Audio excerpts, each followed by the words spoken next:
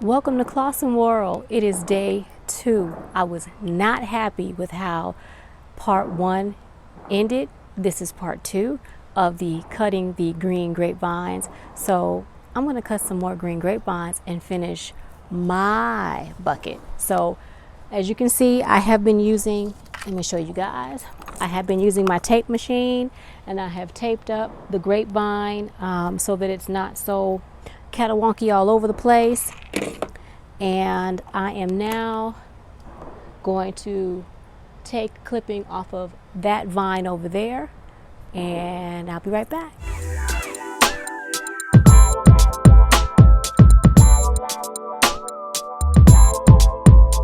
Okay, I have my shears, I have my gloves, I have a bucket of water that I did not have last night, and I have my rooting hormone sower. So let's get started, shall we? All right, I've already trimmed off this one and this one last night, so I'm going to trim off this one. Oh man, y'all, I've only been out here a few minutes, but of course the mosquitoes from all the rain, and it's so warm and muggy still. I feel like I'm beginning to sweat, like I got a test to take in the morning and I didn't study. So I am not going to be out here long. So I am just going to take this vine. I'm trying to look and see where it begins to start turning woody. And some of this is already looking like it is attempting to turn woody. So let's see. I'm sorry you guys are looking at my back. Just looking in here and seeing how many vines. There are a couple of vines in here. I am going to just take this one because it's pretty long. And let's see, I'm going to clip it in between the nodes like that. All right, that's the first one. And of course, the other vines have attached themselves to it. It's intertwined, the tendrils. So I'm going to just take those tendrils and dislodge them just like that. All right, now I don't need this piece right here. This is the same grapevine right there. I don't need that one, but I might end up taking that one anyway. Now what I'm going to do is, this could actually be 2 grapevines, but I'm only going to see if I can get one. I'm going to cut off the leaves and the tendrils, and I do apologize for the noise in the background.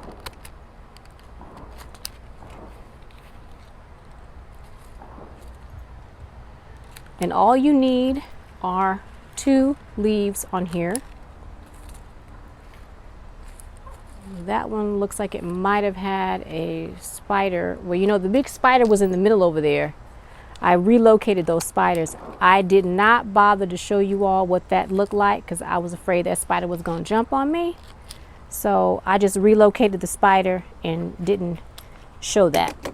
All right, now I've got the clipping. It's much longer than I would like, but I'm trying this out. So I am just dipping it into the rooting hormone like so. Tapping it off. And I'm even going to put a tiny bit of rooting hormone on that open piece that I clipped, just to see what happens. Because I clipped those leaves off just to see what's going to happen. I'm going to put some here as well. I'm just going to dip those leaf joints as well, just to see if by any chance I can get some roots to come out of there. I don't think so, but this is an experiment, guys, so you never know if you don't try, right? All right, I'm going to take this and put it back inside of the container, and I'm going to show you guys me putting this in the bucket. All right, I kept the bucket on the ground, and so what I'm going to do now is just shift in that soil.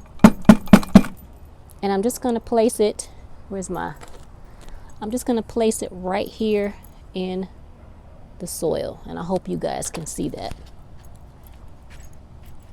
All right. Right there like that. And you know what? It's actually too long. So I'm actually going to make this into 2. It's too long because remember I need to put the cap on it. So I'm going to do it like, I'm going to cut it in half, dip some rooting hormone back on it. I know you guys can't see me dipping it in the rooting hormone. I do apologize. I am doing it, I promise. But I am going to place it back in the bucket just like that, tamping the soil around, placing it back in the bucket just like this, tamping the soil around. All right, now before I forget exactly what that is, I already have my stake, and I'm going to place that right there on that side of the bucket. Okay, now let's take a look at the plant. Okay, so I have 2 clippings inside of the bucket, and those are the red or purple grapes. Now, because this is a long vine as well, I'm going to trim it back as well. And what I'll do is I will bless this to a family member who is an avid gardener as well. I mean, his gardening skill is amaze balls, you guys. Amaze balls. Now I am going to cut this in half. I'm going to cut it in between that joint, and I'm going to place this in water just for a second. Now I've got a piece here. I've got a piece here on the stem that I don't like the look of it, so I'm going to cut it off just like that. And I'm cutting it up to 2 leaves just like that. So now I'm going to take it and put some rooting hormone on it just like that. And I'm going to place it back in the bucket. Now you guys have already seen me placing it back in the bucket. It's going to take me a couple seconds, but I'm going to show you the bucket. Right. Can you guys see the bucket? I placed the rooting hormone on the, you know what? I just put the wrong tag in the bucket. See? You can't take me nowhere. I put the wrong tag in the bucket. All right. I just put the right tag in the bucket. Now I know what's happening. So I'm going to take my pencil. I'm going to put a hole in the soil, and I'm going to place this clipping in that hole and firm around it just like that. Now I have the other clipping in the water, taking it out of the water, and I am going to sacrifice this limb. Hope you guys can see. Sacrificing that limb, taking that tendril off, sacrificing this limb and this tiny limb right there.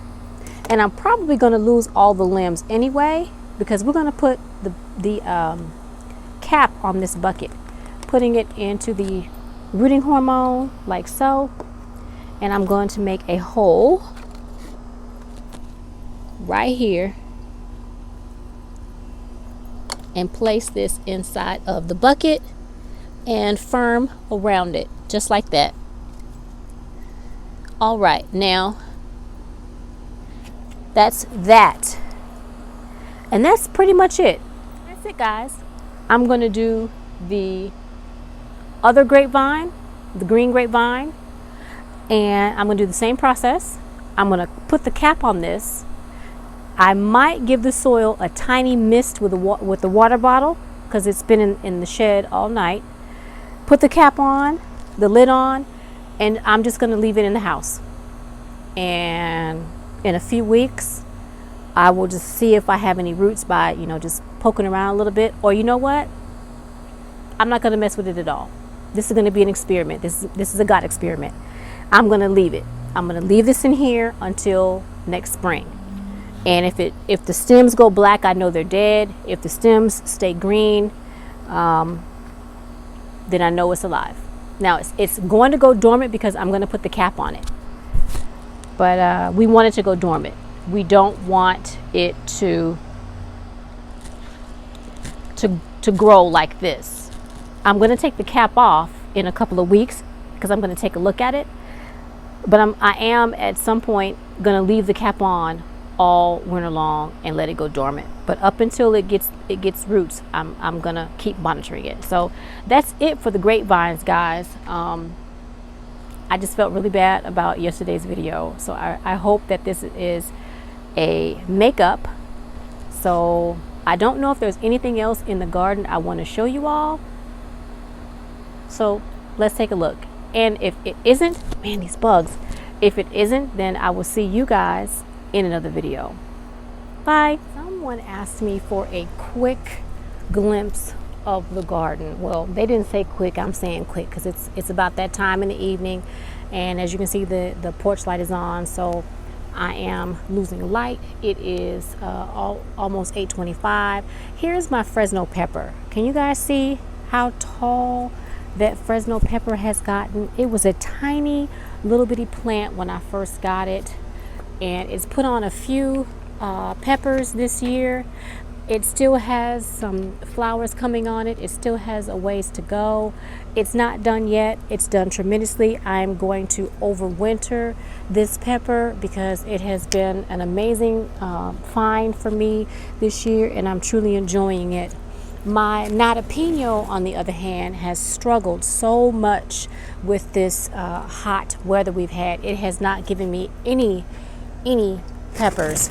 And now I can see, let's see, I can see that because the weather has changed some, still hot, but it is now putting on peppers. And there were no peppers on this plant for the better part of maybe 2 months. So that's why you all haven't seen the jalapeno, but it's looking really, really good. It also has flowers on it. You all can see it's getting flowers again, so it is liking the change in the weather. It does still look a little bit tired, but it's just that time of the year. I'm going to overwinter that as well because that has turned out to be a really nice pepper. It's not spicy at all, and again, it's called the jalapeno. Now this, you all, I don't believe I showed you guys this at all. I had some garbanzo beans that I bought for dinner, and I said, you know what, I'm going to do a God experiment. I want to see if those garbanzo beans will grow. And this is what putting garbanzo beans out in the garden from in the kitchen looks like. They might look a little yellow. They probably need a little bit more nitrogen. I am actually going to put some in here. I've got some over on the corner, but they are growing really well. And I want to show you guys something. Let me see. I got to move some things around. Hang on. Got my water bucket over here. I want to show you all. Let me let you look inside. You see that? That, my friends, is that strawberry. If you have seen my previous videos and I showed you this strawberry, you can tell how tiny it was. Look at that beautiful strawberry. And oh, by the way, it put off a runner.